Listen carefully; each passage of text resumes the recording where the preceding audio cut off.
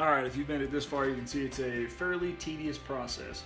So the seats for the back, those pretty much the S197 seats fit over the frame for the old Foxbody seats.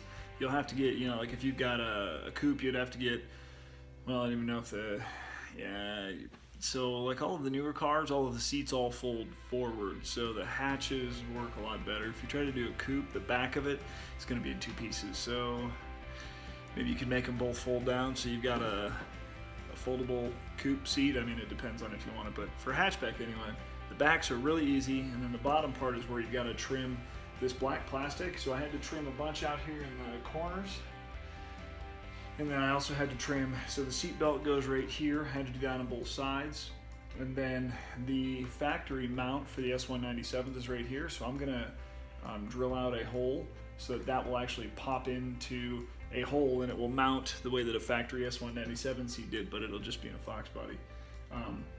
The other portion, as you saw, is that you've got to do some customizing of the fabric.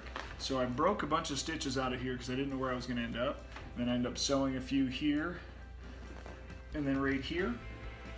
But this is all going to fold over that black plastic like this, and then I'll just staple it all together. Enjoy.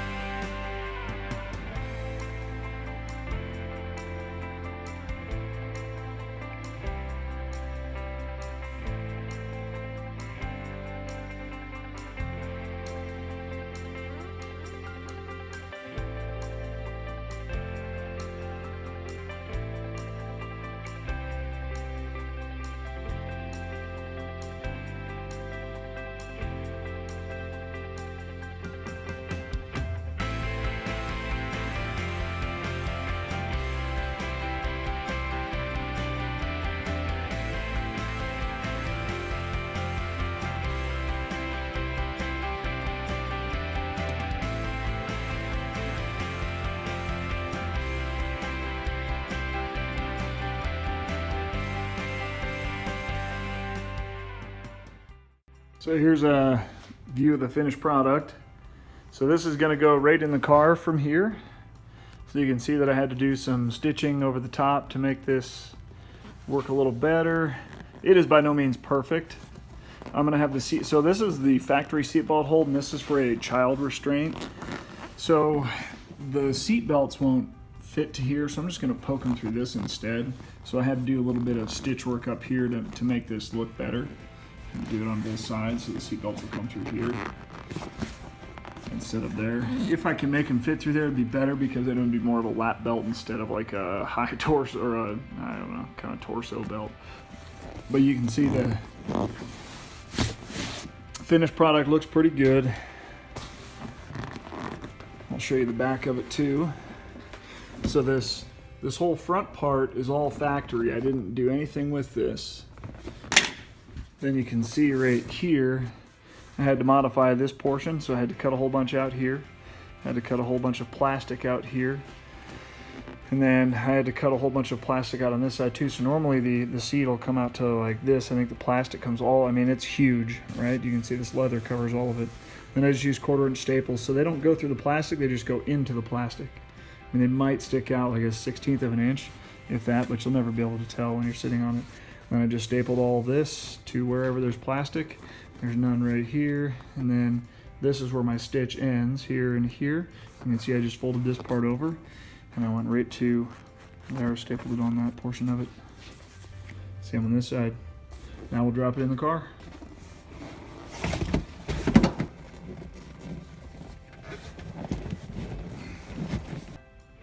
I went with the red because I like red.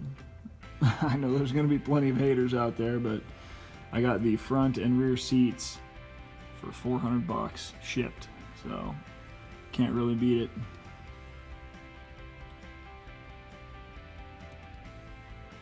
You can see there is just a little gap over here, but it's not enough to really worry about it.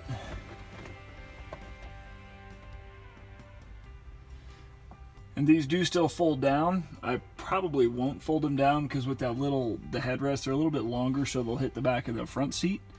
But I can fold them down if I need to. The factory hardware on the seats works. You can see that there is a little bit of a gap there, and I did not change the fabric on the back side of these seats. Yeah, I could have gone the extra mile and done that, but I just wanted to get this project done.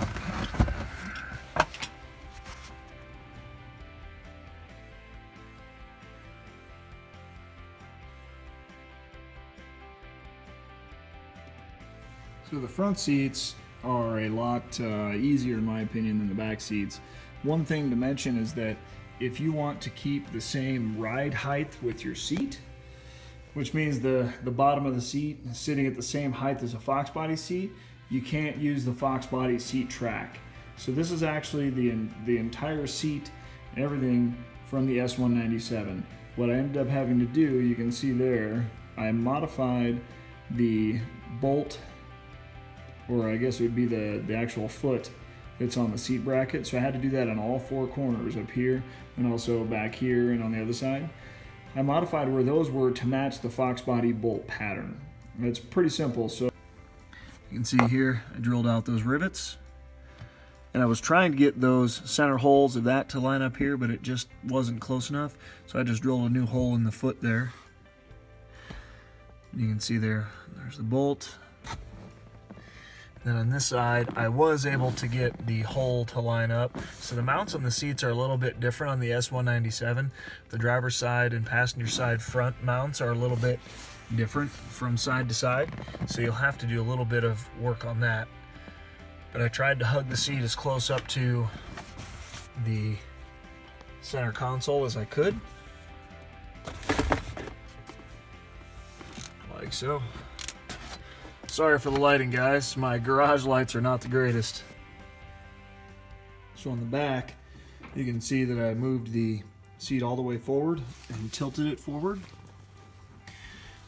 And then it was the same, actually on these back seats you can see there's a rivet right there. I was able to turn this foot. I was able to make the hole line up with the factory Foxbody bolt mount, I guess it would be. And then on this side, I was not able to get it to turn, so I had to drill out the rivet. I put a bolt in there, and then I was able to just wobble out this hole a little bit and get it to bolt in. So the backs were a lot easier. The fronts, I had to do a little bit of alignment work on them. You can see how the backs look here. So this is the finished product, guys. If you found this video helpful, give me a thumbs up, a like, or throw a comment below. Let me know what you think.